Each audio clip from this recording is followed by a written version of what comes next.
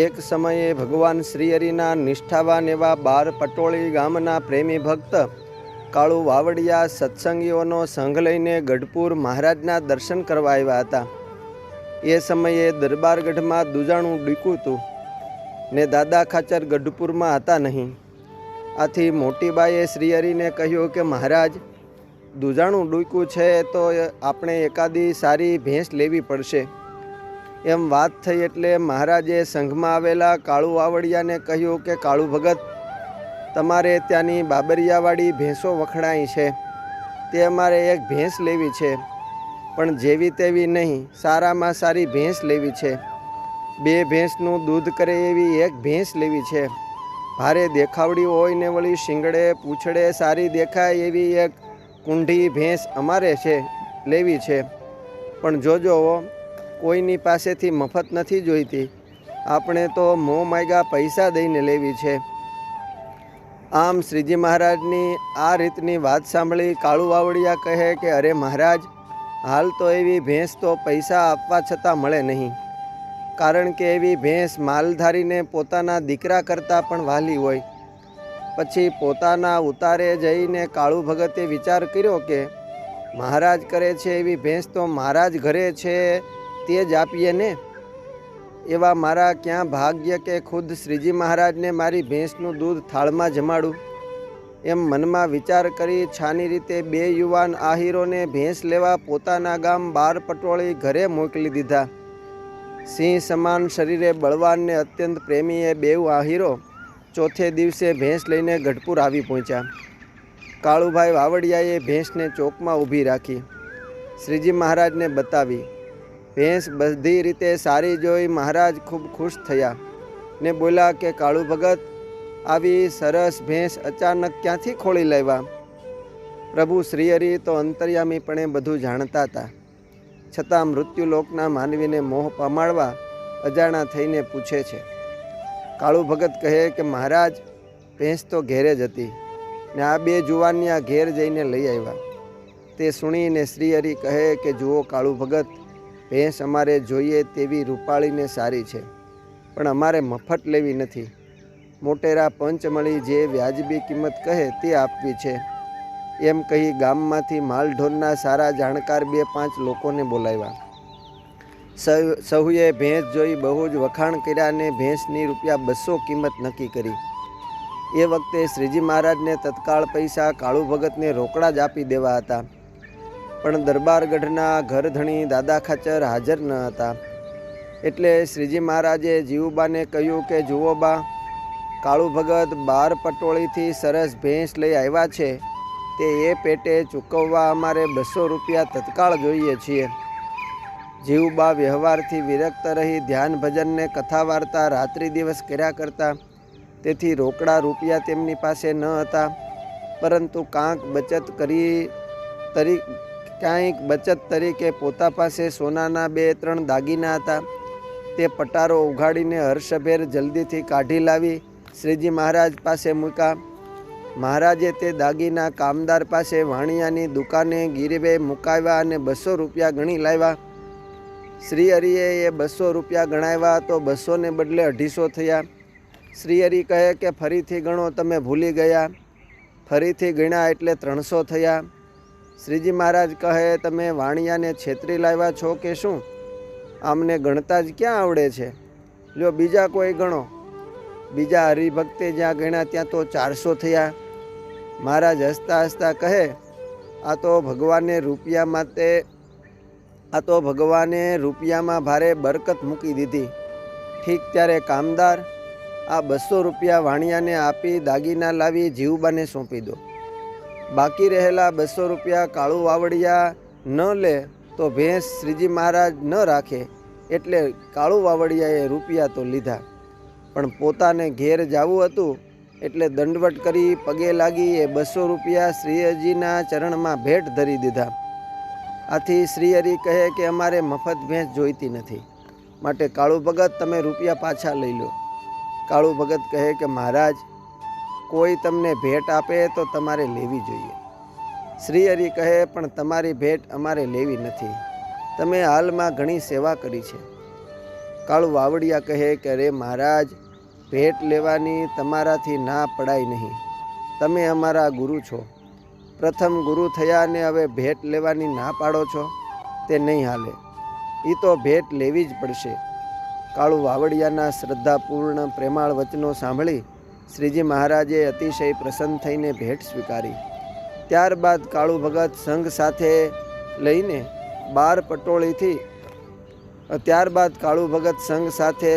12 પટોળી પોતાના ગામ ઘરે ગયા. અસ્તુ. જય સ્વામિનારાયણ.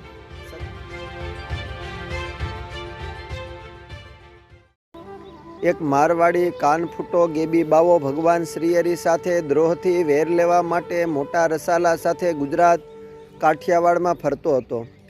એની સાથે કેટલીક રામકીઓ તથા ભારે બળકમદાર હથિયારબંધ મારવાડીઓ રહેતા હતા. ઢોંગ ધતિંગ કરી અને સિદ્ધાઈની મોટી ડીંગ મારી તે ભોળા લોકોને બહુ ભરમાવતો હતો. કરામતોને કામણ ટુમણ કરી કેટલાક તેના હથિયારબંધ મોટી દાઢીવાળા અડબંગી ચેલાઓનો ભયંકર દેખાવ જોઈને ભલભલા લોકો ગેબી બાવાથી બહુ ડરતા.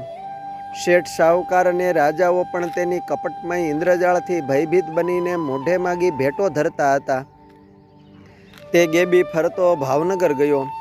ત્યાં મહારાજા વજયસિંહ પાસે પણ યુક્તિઓ કરીને ઘણી સાધન સામગ્રી મેળવી. પછી દરબારશ્રીના દિવાન વગેરે અધિકારીઓએ ગેબીને શીખવું કે આ દેશમાં એક સ્વામિનારાયણ કહેવાય છે, તે ભગવાન થઈને ફરે છે, લોકો તેને બહુ જ માને પૂજે છે, એથી તેની પાસે ઘણું ધન છે, એને કોઈ પહોંચી શકતું નથી, તે ગઢડામાં રહે છે ને સાથે ફક્ત સાધુઓ હોય છે, આંકડે મધને વળી માખો વગરનું એવું છે, માટે ત્યાં જઈ તેની પાસે તમને મોં માગી દક્ષિણા ને ધન મળશે. આથી તે વૈરાગી ગેબી બાવો તુરત જ 400 બંદૂકધારી મારવાડા સાથે લઈ ભાવનગરથી ગઢડા આવ્યો અને ગામ બહાર તંબુ, ડેરા, રાવટી વગેરે ઊભા કરીને તેમાં ઉતરો. દાદા ખાચરના કારભારી લાધા ઠક્કર ભારે વ્યવહાર કુશળ અને મહાબુદ્ધિશાળી તેમજ સમય સૂચક ચતુર પુરુષ હતા. તે ગેબીની છાની પ્રવૃત્તિથી વાકેફ થઈ શ્રીજી મહારાજ પાસે આવ્યા અને સન્મુખ બેઠા. આથી મહારાજે લાધા ઠક્કરને પૂછ્યું કે કેમ આવ્યા છો? ત્યારે તેમણે કહ્યું કે મારવાડી કાનફૂટો ગેબી વૈરાગી બાવો ભેળા 400 બંદૂકધારી લઈને 2 દાડાથી અહીં આવ્યો છે અને દગામાં છે. બહુ ક્રૂર પ્રકૃતિનો માથાભારે દગાબાજ માણસ છે. દ્વેષી લોકોએ ખૂબ શીખવી ચડાવીને મોકલો છે, માટે આપણે ચેતવું જોઈએ. શ્રીજી મહાપ્રભુ તો અંતર્યામીપણે બધું જાણતા હતા, છતાં અજાણ્યા થઈને બોલ્યા કે 2 દાડાથી એ અહીં આવ્યો છે ને અમને તમે વાત કેમ ન કહી? ત્યારે લાધા ઠક્કર કહે કે મહારાજ, તમે ગ્રામ્ય વાર્તા કરવાની બંધી કરી છે, એટલે તમારી આગળ કાંઈ પણ વાત કરી શકાતી નથી. ત્યારે મહારાજે ટંટો, તોફાન કે ખૂનખરાબી ન થાય તે માટે સમાધાન બુદ્ધિથી વિચાર કરીને ગેબીનો અભિપ્રાય જાણવા સારું તેની પાસે તેઓને મોકલા. શ્રીહરિની આજ્ઞાએ બ્રહ્માનંદ સ્વામી, દાદા ખાચર, લાધા ઠક્કર તેમની પાસે ગયા. ત્યારે તે ગેબી તંબુ વચ્ચે ઢોલિયા ઉપર બેઠેલો અને તેની બંને બાજુ પર સ્ત્રીઓ પંખા લઈને પવન નાખતી હતી. ચારે તરફ મોટા દાઢીવાળા મારવાડી ભરેલા હોકા હાથમાં લઈને બેઠા હતા. સાધુઓને આવેલા જોઈને તે ગેબી બોલ્યો કે તંબુની અંદર આવો. ત્યારે લાધા ઠક્કરે કહ્યું કે અમારા સાધુઓ જ્યાં બાઈઓ હોય ત્યાં જઈ શકે નહીં. બાઈઓ અડી જાય તો તેમને ઉપવાસ કરવો પડે, માટે સ્ત્રીઓ બહાર જાય તો સાધુઓ અંદર આવે. પછી સ્ત્રીઓ બહાર ગઈ એટલે બ્રહ્માનંદ સ્વામી વગેરે તંબુમાં ગયા ને ગેબી પાસે બેઠા. પછી બ્રહ્માનંદ સ્વામીએ વાત શરૂ કરી કે જુઓ, અમે તો શાસ્ત્રમાં કહેલ અષ્ટાંગ બ્રહ્મચર્ય પાળવું વગેરે બધા ધર્મ નિયમો બરાબર પાળીને લોકોને સદબોધ આપીએ છીએ. અમે કોઈની નિંદા કર્યા વિના તેમજ કોઈને બોજારૂપ થયા સિવાય શાંતિથી ભજન કરીએ છીએ. ત્યારે ગેબી ઉતાવળો થઈને વચ્ચે બોલી ઉઠ્યો કે તમારું નામ શું છે? ત્યારે બ્રહ્માનંદ સ્વામીએ કહ્યું કે મારું નામ બ્રહ્માનંદ. ત્યારે ગેબી કહે બ્રહ્માનંદ સમજા, બોરડીને 2 કાંટા, એક સવળો અને એક અવળો. તો જો સ્વામિનારાયણ રામ થાય તો હું તેની પાછળ રાવણ થાઉં, ને જો સ્વામિનારાયણ કૃષ્ણ થાય તો હું તેની વાંસે કંસ થાઉં. ને આકાશમાં જાય તો હું આકાશમાં જાઉં, એ પાતાળમાં પેસે કે જળમાં, અગર અગ્નિમાં પેસે તો હું અગ્નિમાં પેસું. બોલો બ્રહ્માનંદ. એ સ્વામિનારાયણ ઘેલાને ઓલે કાંઠે ડેરી છે ત્યાં કાંઠે લાવે છે કે હું લાવું? એમ કહીને ગેબી બોલો રામો રામ ભરો હોકા એમ બોલ્યો એટલે ચોતરફ બેઠેલા મારવાડા રામો રામ કહી હોકા પીવા લાગ્યા. અને એ રીતે વારંવાર પરસ્પર રામો રામ બોલી હોકાની ભારે ગડગડાટી બોલાવી. ત્યાર પછી તે ફરીથી બોલ્યો, આટલા દહડા સ્વામિનારાયણ બોરડીએ ચીરા છે, આટલા દાડા સ્વામિનારાયણ બોરડીએ ચીરા છે ને આજ તો શિંગાળા મળ્યા છે, તે સ્વામિનારાયણને હું નહીં છોડું. એનો કૂડો સ્વભાવ જાણીને સદગુરુ બ્રહ્માનંદ સ્વામીને લાધા ઠક્કરે મનમાં જાણ્યું કે આ તો મહાભિમાની અને મૂર્ખ છે, તે કોઈની વાત સાંભળે તેમ નથી. એમ જાણીને ત્યાંથી ઉઠીને દરબારગઢ પરત આવીને શ્રીજી મહારાજ પાસે આવી બધી વાત કહી. એ ગેબી અતિ અભિમાની છે ને સાથે માણસો છે તે પણ બધા અડબંગી છે, એટલે જરૂર ઝઘડો કરશે, માટે આપણે આગળથી ચેતવું જોઈએ.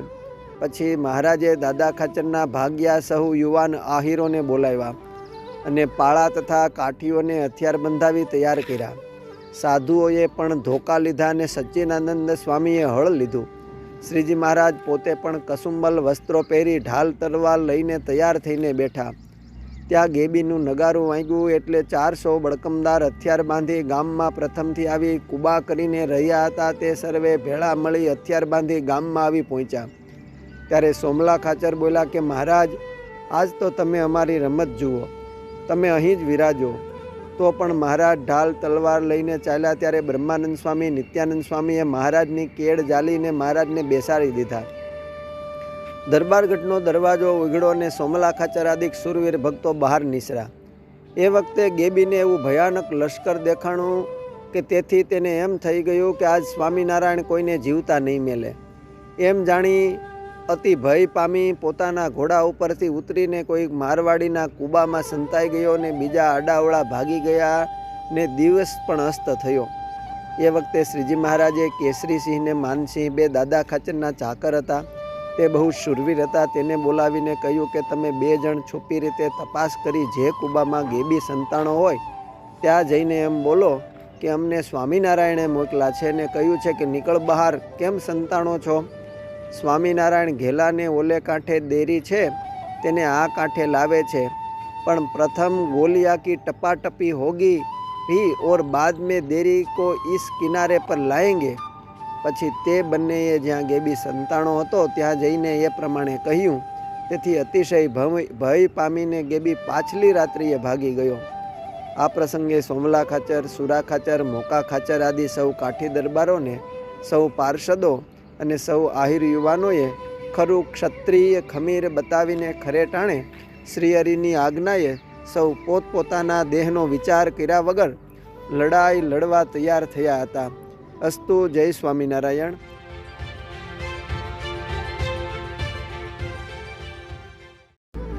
શ્રીહરિના પાર્ષદ થઈને એક રહેણીપણે રહીને જીવન કુરબાન કરી દેનારા મુક્તરાજ સોમલા ખાચર શરીરે કાંઠાળા અને બહુ રૂપાળા હતા.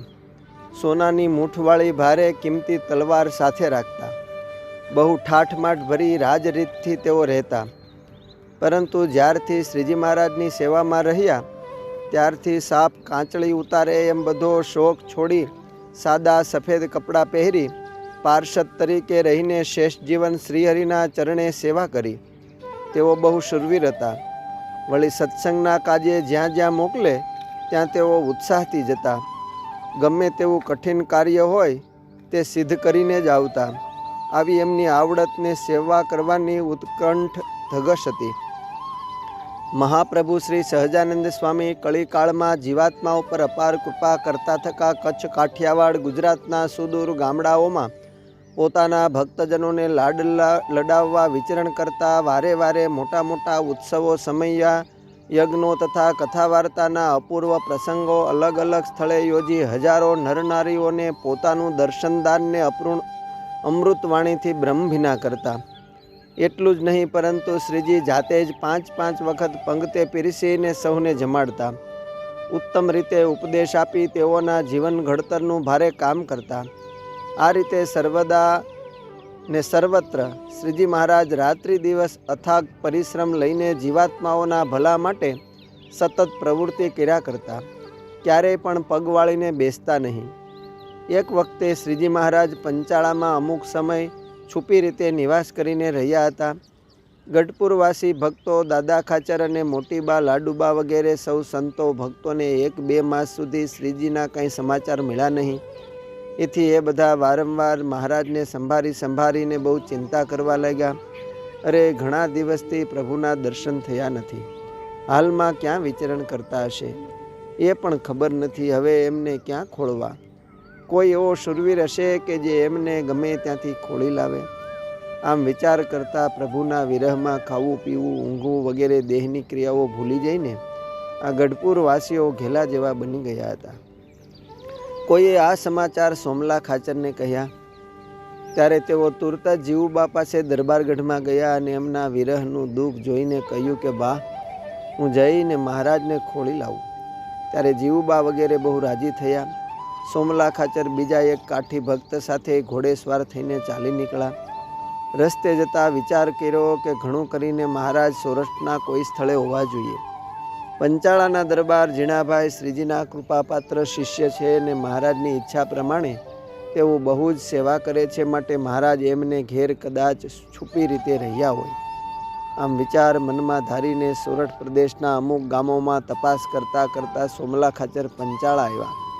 ત્યાં મુકુંદ બ્રહ્મચારી સૂર્યોદય વખતે સ્નાન કરીને ગામ તરફ આવતા હતા. તે માર્ગમાં મળ્યા એટલે સોમલા ખાચરના મનમાં નક્કી થઈ ગયું કે જરૂર મહારાજ અહીં જશે.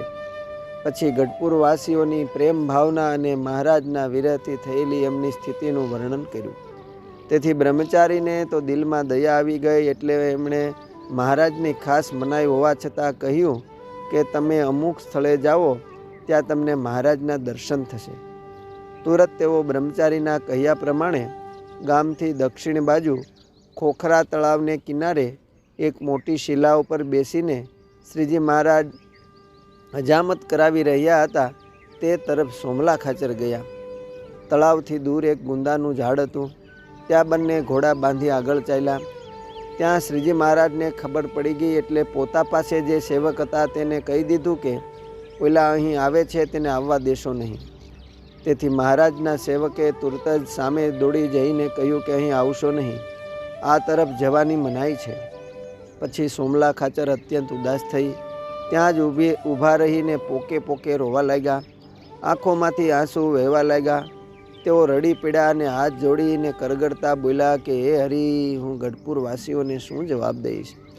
આમ બોલી તેઓ દુઃખી થતાં રુદન કરવા લાગ્યા. ભક્તવત્સલ પ્રભુ તો પોતાના અનન્ય ભક્તોને આધીન હોય. તુરત જ સેવક મોકલી સોમલા ખાચરને પાસે બોલાવ્યા. શ્રીજી મહારાજ તે વખતે ક્ષૌર કર્મ કરાવીને તળાવમાં નાહવા પધાર્યા. ત્યાં સોમલા ખાચરે પાસે આવી સાષ્ટાંગ દંડવત પ્રણામ કરી આંસુ વહેતી આંખે શ્રીહરિના દર્શન કરી ગઢપુરવાસીઓના હૃદય દ્રાવક સમાચાર કહ્યા. તે વખતે ભક્તાધીન મહાપ્રભુ શ્રીહરિના નેત્રમાંથી પણ વિરહના બિંદુઓ પડવા લાગ્યા અને કૃપાનિધિ શ્રીહરિ સોમલા ખાચરને પ્રેમથી બાથમાં લઈને ખૂબ ભેટ્યા. ખોખરા તળાવમાં શ્રીજી મહારાજના આંસુના બિંદુઓ પડ્યા. તેથી તે દિવસથી તેનું નામ બિંદુ સરોવર પડ્યું. જે શિલા ઉપર બેસી મહારાજે ક્ષૌર કરાવ્યું હતું તેના ઉપર હાલમાં હનુમાનજીની સ્થાપના કરેલી છે. આમ ગઢપુરવાસીઓના શોકને ટાળવા સોમલા ખાચર શ્રીહરિને પંચાળાથી શોધીને ગઢપુર લઈ આવ્યા. અસ્તુ. જય સ્વામિનારાયણ.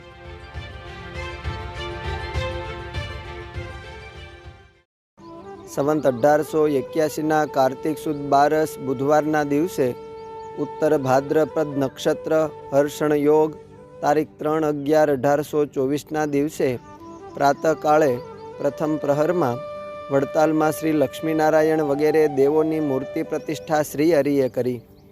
આ પ્રતિષ્ઠા વિધિના યજ્ઞ કાર્યમાં ઉમરેઠના વિપ્ર હરિભક્ત હરિભાઈ યજ્ઞના આચાર્ય પદે તથા પુરુષોત્તમભાઈ, ઘેલાભાઈ તથા કૃપારામભાઈ વગેરે વિદ્વાન બ્રાહ્મણોને યજ્ઞ કાર્યમાં શ્રી હરિએ નિયુક્ત કર્યા હતા.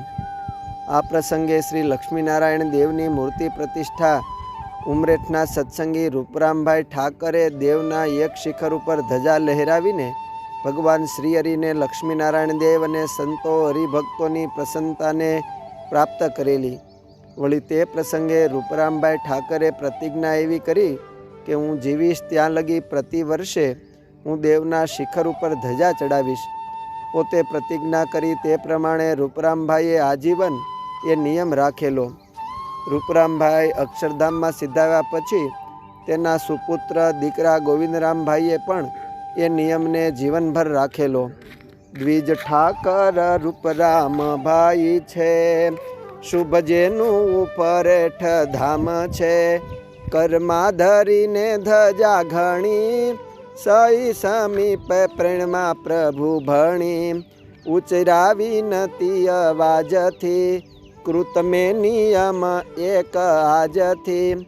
મુજવંશ પરંપરા સદા, પ્રતિવર્ષે ધ્વજ લાવીને મુદા. શુભ આ શિખરે ચડાવીશ, કદીએ ભૂલ નહીં જલાવવી. રહેશે મુજ દેહ જ્યાં લગી, ધ્વજા લઈ આવીશ હું ત્યાં લગી. કુળમાં સતપુત્ર જે થશે, પ્રતિવર્ષે ધ્વજ તે ચડાવશે. વળી વડતાલમાં શ્રી લક્ષ્મીનારાયણ દેવના પ્રતિષ્ઠા મહોત્સવમાં ઉમરેઠના સૌ સત્સંગીઓ ગયેલા. તેમાં હરિભક્ત ગંગાદત્તભાઈ પણ હતા. અગાઉથી સેવા કરવા ગયેલા બધા જ સત્સંગીઓ શ્રીહરિના દર્શન કરીને શ્રીહરિને સમીપે બેઠા. શ્રીહરિએ સૌના કુશળ સમાચાર પૂછ્યા. એ વખતે ગંગાદત્તભાઈને શ્રીહરિએ કહ્યું કે ગંગાદત્તભાઈ, તમારે ત્યાં સુવર્ણના આભૂષણોની કેવીક સગવડતા છે? ત્યારે તેણે કહ્યું કે મહારાજ, મારા ઘરમાં જે આભૂષણો છે તેની આપની જરૂરિયાત હોય તો અત્યારે જ હું લાવી આપું. શ્રીહરિએ જરૂર છે અને તે સમયસર મળી જાય તો દેવ સેવામાં ઉપયોગી થાય. દેવ સેવાનો મહિમા સમજનાર અને શ્રીહરિના વચનમાં અડગ વિશ્વાસુ ગંગાદત્તભાઈએ શ્રીહરિને કહ્યું તો ઘણું સારું મહારાજ, હું અત્યારે જ ઉમરેઠ જઈને ઘરેણાં લાવી દઉં છું. શ્રીહરિ કહે સારું, તમે આજે જ ઉમરેઠ જાઓ અને ઘરેણાં લઈને તુરત અહીં પાછા આવો. આમ શ્રીહરિની આજ્ઞાએ ગંગાદત્તભાઈ તરત જ ઉઠ્યા, ઘોડેસવાર થઈને ઉમરેઠ ગયા. પોતાના ઘેર જે આભૂષણો હતા તે લઈને તરત પાછા વડતાલ આવ્યા. આભૂષણો શ્રીહરિને હાથોહાથ આપ્યા. તે આભૂષણો શ્રીહરિએ પૂજારીને આપ્યા અને કહ્યું કે ઉત્સવમાં આ ઘરેણાં દેવને ધરાવજો. શ્રીહરિની આજ્ઞાએ પૂજારીએ ઉત્સવમાં તે આભૂષણો દેવને ધરાવ્યા. જ્યારે પ્રતિષ્ઠા ઉત્સવ પૂર્ણ થયો ત્યારે સૌ સત્સંગીઓ પોતપોતાને ઘેર જવા તૈયાર થયા. એ સમયે ગંગાદત્તભાઈને શ્રીહરિએ કહ્યું કે દેવને તમે ઘરેણાં ધરાવ્યા ને હવે ઉત્સવ પૂર્ણ થયો છે, માટે તમારા આભૂષણો તમે લેતા જાઓ. ત્યારે ગંગાદત્તભાઈએ હાથ જોડીને કહ્યું કે મહારાજ, આ ઘરેણાં આપ દેવ સેવામાં જ રાખો. શ્રીહરિ કહે જરૂર પડશે તો કહીશું, અત્યારે તો તમે પાછા લઈ જાઓ. છતાં ગંગાદત્તભાઈએ લીધા નહીં. ત્યારે તેના અતિ પ્રેમભર્યા આગ્રહને આધીન ભક્તવત્સલ શ્રીહરિએ તેમાંથી એક ઘરેણું રાખ્યું અને બીજા તેને પરત આપ્યા. આ અરસામાં ગંગાદત્તભાઈ પોતાનું મકાન બંધ કરીને સપરિવાર વડતાલ પ્રતિષ્ઠા મહોત્સવમાં આવેલા. આ વખતે તકનો લાભ લઈને ચોર લોકોએ તેમના ઘરમાં ઘૂસીને ચોરી કરી, પરંતુ સોનાના દાગીના કે રોકડ રકમ તેને મળી નહીં. ઉત્સવ પૂર્ણ કરીને ગંગાદત્તભાઈ તથા તેના પરિવારજનોએ ઘરે આવીને જોયું ત્યારે તેઓને ચોરોના પરાક્રમની જાણ થઈ. તેથી તેઓએ વિચાર્યું કે આપણા ઘરેણાં ચોરાય જ નહીં. તે માટે જ શ્રીજી મહારાજે આપણી પાસે ઘરેણાં માંગ્યા. વળી મહારાજના વચનમાં વિશ્વાસ રાખીને આપણે સમયસર ઘરેણાં પહોંચાડ્યા તો દેવ સેવામાં તેનો ઉપયોગ થયો. ઘરેણાં બચી ગયા અને શ્રીજી મહારાજ પણ પ્રસન્ન થયા.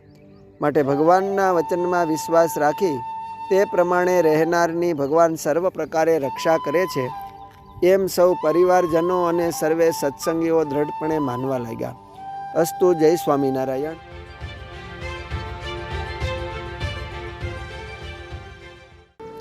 જૂનાગઢના ભક્ત કવિ નરસિંહ મહેતાના પુત્રી કુંવરબાઈના દીકરી શર્મિષ્ઠા દેવીના વંશમાં 5મી પેઢીએ ભૂદર મહેતા કે જેઓ નારદીપુર ગામે રહેતા.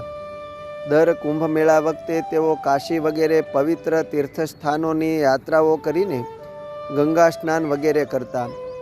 અને એમના પત્ની પ્રેમ કુંવરબા પણ એવા જ મુમુક્ષુ હતા.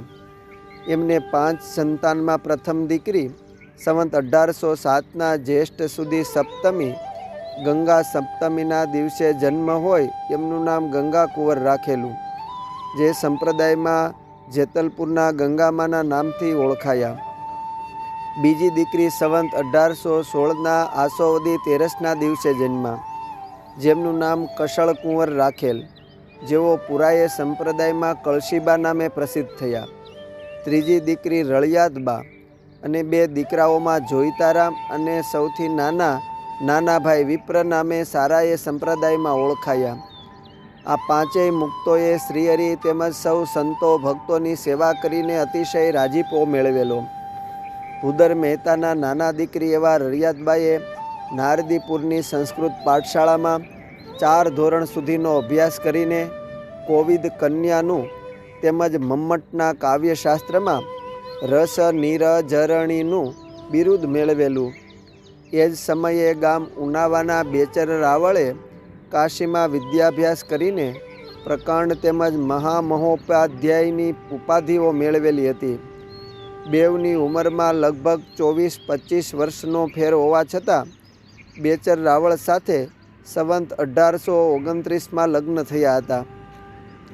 બેચર રાવળ ઉનાવામાં બ્રહ્મપુરી નામે જે વિસ્તાર ઓળખાતો હતો તેમાં રહેતા. એવી વાયકા હતી કે જ્યારે પૂર્વે વીર વિક્રમ રાજાએ 365 નગરીઓ બંધાવીને નાગર બ્રાહ્મણોને અર્પણ કરેલી, એમાં ઉનાવાની બ્રહ્મપુરી એ રળિયાદબાનું સાસરું હતું ને તેમનો પરિવાર વડા કુળ ગુરુ ગણાતો. રળિયાદબાના વડસસરા અનંતરાય રાવળ જે તે સમયે હિમાચલ પ્રદેશમાં કાંગડા ગામે વિદ્યા ભણવા ગયેલા અને ત્યાંથી જ્વાલામુખી માતાનો જ્વલંત અગ્નિને સાથે લાવેલા અને તે અગ્નિને વીર વિક્રમના વંશજના રક્ષણ માટે જે રાત્રિ યજ્ઞો થતા એમાં સ્થાપ્યો હતો. આ પવિત્ર અગ્નિથી એ યજ્ઞની ક્રાંતિ વધી ગઈ હતી. એ પંથકમાં જે કોઈએ યજ્ઞમાં ઘી ચડાવવાની બાધા રાખતા એમના મનોરથો પૂર્ણ થતા. આમ એ બ્રહ્મપુરીના યજ્ઞની 100 ગાંવ સુધી ખ્યાતિ ફેલાઈ હતી ને વળી 12 માસ ત્યાં યજ્ઞ થતો હતો. સમય જતાં આ યજ્ઞ હિંસામય આહુતિમાં પરિવર્તિત થયો હતો. મધ્યરાત્રિએ થતી આહુતિઓમાં પશુઓની બલિ પણ દેવાતી હતી.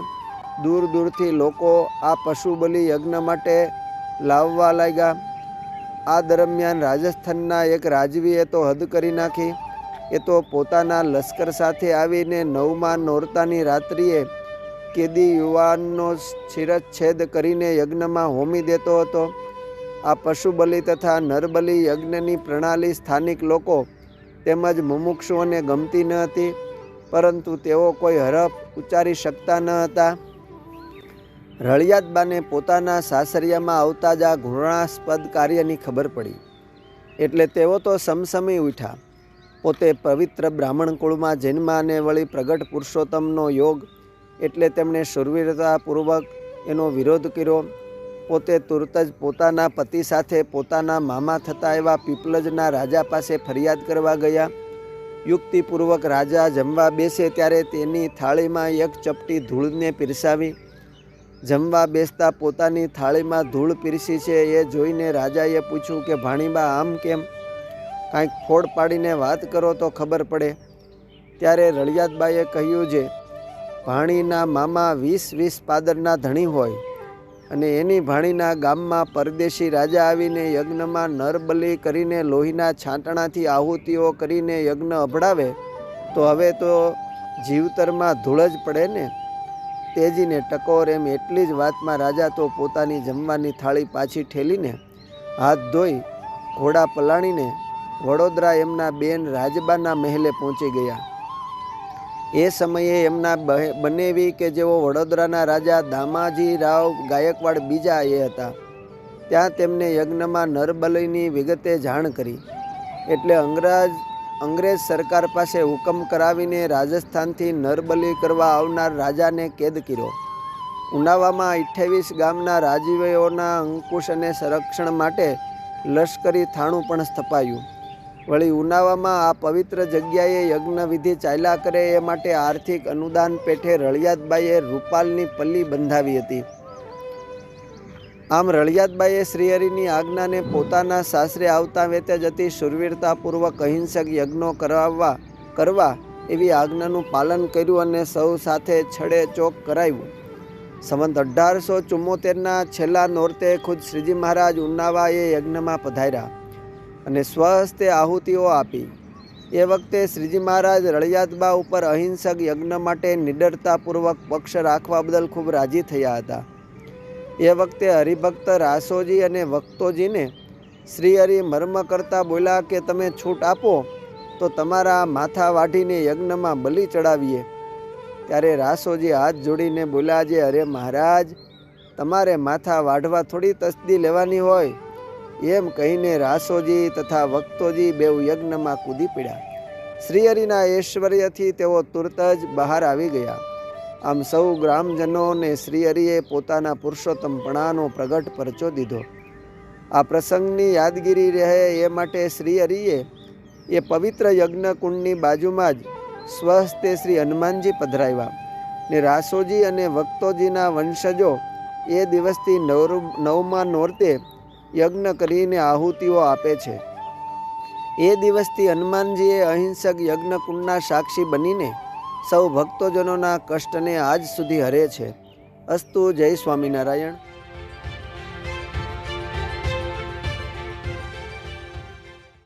પછી ઉમરેઠ આવ્યા અલબેલા, ત્યાં વૂઠો ઘન ઘણી ચાલી રેલ.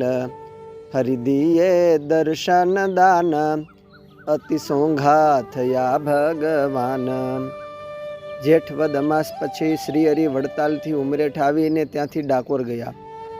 ડાકોરથી પાછા ઉમરેઠ આવતા રસ્તામાં જ ધોધમાર વરસાદની શરૂઆત થઈ. ઉમરેઠની ભાગોળે પહોંચ્યા ત્યાં તો જાણે વરુણદેવ શ્રીહરિને અભિષેક કરવા ઉતાવળા થયા હોય એમ મુશળધાર વરસાદ વરસવા માંડ્યો. ગાજવીજ સાથેના મુશળધાર વરસાદની ધારાઓમાં પલળતા શ્રીહરિના સુંદર સ્વરૂપનું વર્ણન અતિ મનમોહક હતું. શ્રીહરિએ સંતોને વરસતા વરસાદમાં રંગડાના કીર્તનના પદો ગાવાનું કહ્યું. મુક્તાનંદ સ્વામી અને સૌ સંતો શ્રીહરિની માણકી પાસે પાછા પગે ચાલતા કીર્તનો ગાતા હતા.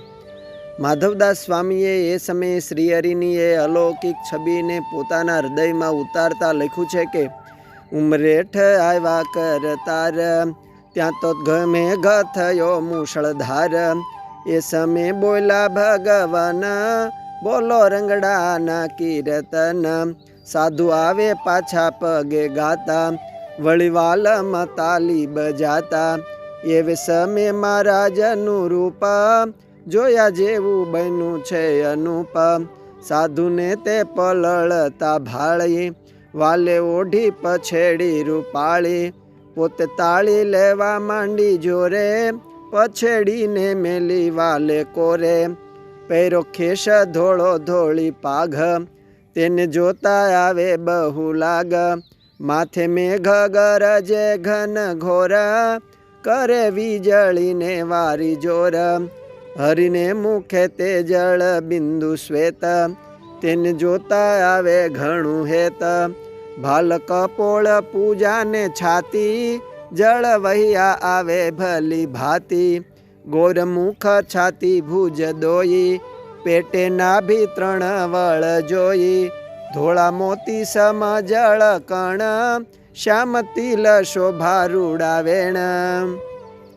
મૂળજી બ્રહ્મચારી સૌ સંતો સત્સંગી હરિભક્તો સહિત શ્રીહરિના મુશળધાર વરસાદની ધારાઓથી પલળતા પગપાળા ચાલીને કીર્તન ભક્તિ કરતા કરતા ઉમરેઠના રાજમાર્ગથી ચાલતા પોતાના ઉતારે આવ્યા.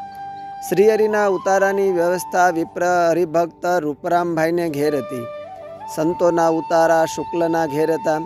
ઉતારાની વ્યવસ્થાને અનુસાર ભક્તજનો પોતપોતાને ઉતારે ગયા. પલળેલા વસ્ત્રો બદલાવીને સર્વેએ ઘડીભર વિશ્રાંતિ લીધી. ઉમરેઠના સત્સંગીઓએ સૌને જમાડવા સારું ખીચડી, શાક, બાજરાના રોટલા, દૂધ, છાશ વગેરે તૈયાર કરાવ્યા. ત્યારબાદ નંદુભાઈ સંતોના ઉતારે આવ્યા. સૌ સંતોને પ્રણામ કરીને કહ્યું કે ભોજન તૈયાર છે, જમવા પધારો. સંતોએ કહ્યું કે અત્યારે સાંજે સૌ સંતો જમતા નથી. સંતોનો અભિપ્રાય જાણીને નંદુભાઈએ મહારાજને કહ્યું કે પ્રભુ, સંતો તો જમવાની ના પાડે છે. અમે સૌના વાળું સારું ખીચડી, શાક, રોટલા વગેરે તૈયાર કરાવ્યું છે. સંતો ભોજન નહીં કરે તો આ બધું રાંધેલું ભોજન વ્યર્થ જશે. ભક્તોનો ભાવ જાણીને હરિએ કહ્યું કે તમે સંતોને કહો કે મહારાજે કહ્યું છે કે જેવી જેની રુચિ હોય તે પ્રમાણે જમે, પરંતુ દરેકે ભોજન કરવા જરૂર આવવું. શ્રીહરિની આજ્ઞાથી નંદુભાઈ ફરીવાર સંતો પાસે ગયા. શ્રીહરિનો સંદેશો સંતોને કહ્યો, તેથી સંતો ભોજન કરવા પધાર્યા. શ્રીહરિએ સંતોને ભાવથી પીરસીને જમાડ્યા. ભોજન કરીને સંતો ઉતારે ગયા. ત્યાર પછી શ્રીહરિ નંદુભાઈને ઘેર વિરાજમાન થયા. થોડી વાર બાદ શ્રીહરિએ નંદુભાઈને કહ્યું કે સંતોને બોલાવો, ધૂન, કીર્તન, કથા, વાર્તા કરીએ. શ્રીહરિની આજ્ઞાથી તેઓ સંતોને બોલાવી લાવ્યા. કેટલાક સત્સંગીઓ પણ આવ્યા. એ વખતે પણ ઝીણો ઝીણો ઝરમર વરસાદ વરસતો હતો. ધૂન, કીર્તન, કથા, વાર્તા કરીને શ્રીહરિએ સંતોને કહ્યું કે નંદુભાઈના વિશાળ ચોકમાં રાસ રમો અને કીર્તન ગાવો. શ્રીહરિની આજ્ઞાથી સંતોએ રાસ રમવાનું અને કીર્તન ગાવાનું શરૂ કર્યું. સંતોના રાસને નિહાળતા શ્રીહરિ નંદુભાઈની ઓસરીમાં ઓટલા ઉપર ઊભા હતા. તે સમયે મુકુંદ બ્રહ્મચારી પાસે જ ઊભા હતા. તેમને જોઈને શ્રીજી મહારાજે કહ્યું કે બ્રહ્મચારી, તમે પણ રાસ રમવા જાઓ. પરંતુ ઝરમર વરસાદથી પલળવાના ભયથી બ્રહ્મચારી તો શ્રીહરિના પડખામાં આવીને ઊભા રહ્યા. એટલે મહારાજે બ્રહ્મચારીના હાથ ઝાલીને તેને ફળિયામાં મૂક્યા. તેથી બ્રહ્મચારી પણ સંતો ભેળા રાસ રમવા લાગ્યા. આ રીતે અડધી રાત્રિ સુધી ધૂન, કીર્તન, રાસ વગેરે બ્રહ્મ સંબંધી દિવ્ય આનંદ માણીને ઉતારે જઈને સૌ પોઢી ગયા. બીજે દિવસે નરભેરામભાઈને ઘેર બપોરના થાળ થયા. તે જમીને સંતોને જમાડીને સૌ ચાલ્યા. તે ઉમરેઠથી પાછા વળતા લાવ્યા. અસ્તુ. જય સ્વામિનારાયણ.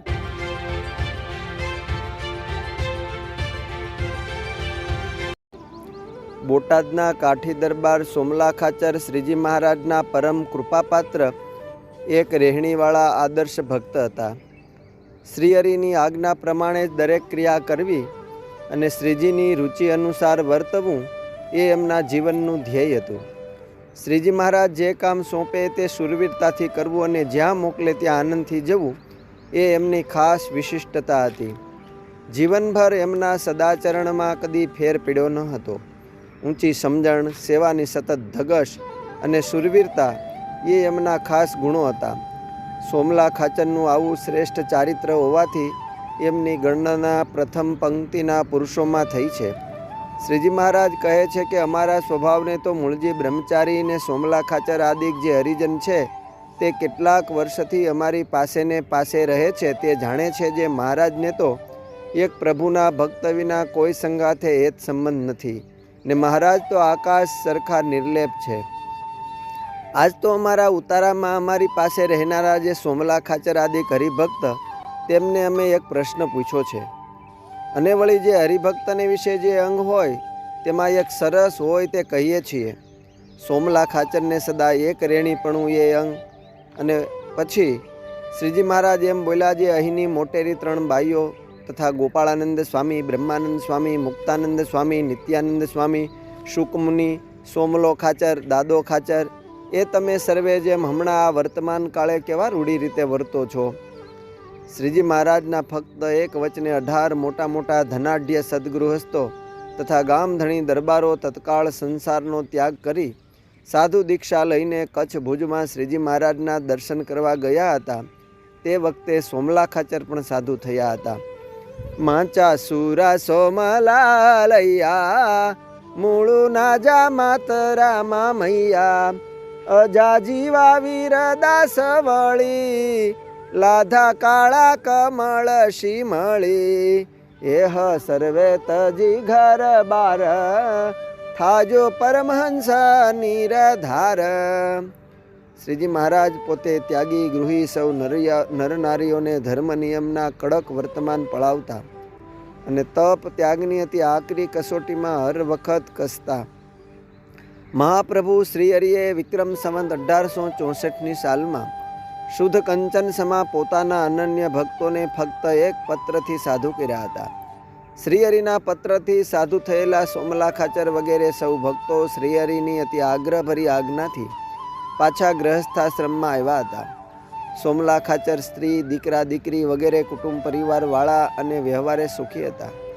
ગિરાસની સારી જમીન પણ પોતાની હતી. સદગુણી 2 યુવાન પુત્રો હતા, પણ એ બંને થોડા થોડા દિવસને અંતરે અક્ષરવાસી થયા. એથી પોતે સંસાર વ્યવહારની રીતે ઘણા જ મુશ્કેલીમાં મુકાઈ ગયા. છતાં સત્સંગના દ્રઢ જ્ઞાન બળથી ધીરજ ધારણ કરી નિશ્ચલ બુદ્ધિ રાખી પુત્રનો શોક ન કર્યો. એટલું જ નહીં, પણ વિશેષપણે ભગવત સુખની શ્રેષ્ઠતા સમજી પોતાના ગિરાસની જેટલી જમીન હતી તે શ્રીજી મહારાજને અર્પણ કરી દીધી. ઘર-બારને સદા માટે મોહ મમત્વ છોડી પોતાનું જીવન શ્રીજી મહારાજના ચરણે સમર્પણ કરી દઈ અખંડ શ્રીજી મહારાજની સેવામાં પાસે ને પાસે રહ્યા.